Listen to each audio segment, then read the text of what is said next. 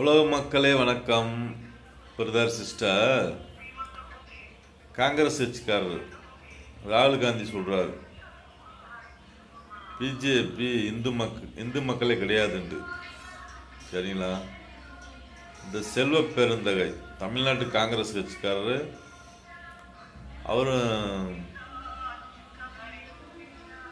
பல வகையாக குறை சொல்லிக்கிட்டே வராரு. சார்,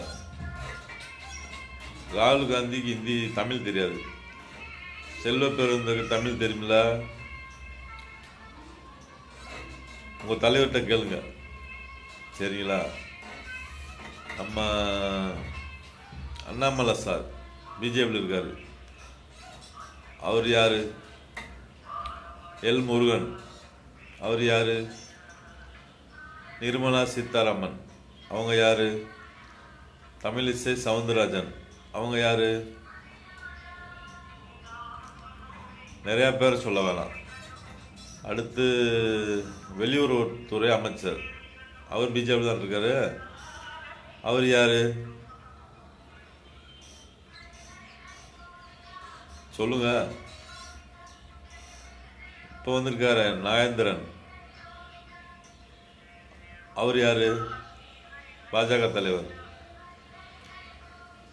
செல்வ பெருந்தகை சார், சொல்லுங்கள் சார். ராகுல் காந்தி சொல்கிறாரு, பிஜேபியில் இருக்கவங்க இந்து மக்கள் கிடையாதுன்றாரு.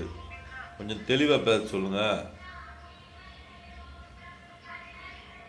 அதிமுக எருமாடை கூட மேய்க்குது. அது உங்களுக்கு தேவையா? நீங்கள் எதிர்கட்சி தானே. எதிரி கட்சின்னு சொல்லலாம், எதிரின்னு சொல்லலாம், எதிர்கட்சி, ஆப்போசிட் கட்சி. சரிங்களா? நீங்கள் எத்தனை கூட்டணி வச்சுருக்கீங்க? திமுகவில் எத்தனை கூட்டணி இருக்கு? அதிமுகவில் கூட்டணி சேர்ந்தா உங்களுக்கு என்ன? சொல்லுங்கள் சார். அவங்க என்னமோ செய்கிறாங்க, எப்படியாச்சும் செய்கிறதுக்கு பார்க்குறாங்க. நீங்கள் மட்டும் விடுவிடா போகிறீங்களா? அது தவறு தானே. விடுவிடா போகிறது பெரிய தவறு. மிரட்டுறீங்க. திமுக கூட்டம் பொதுமக்களை மிரட்டி ஓட்டு வாங்குறீங்க.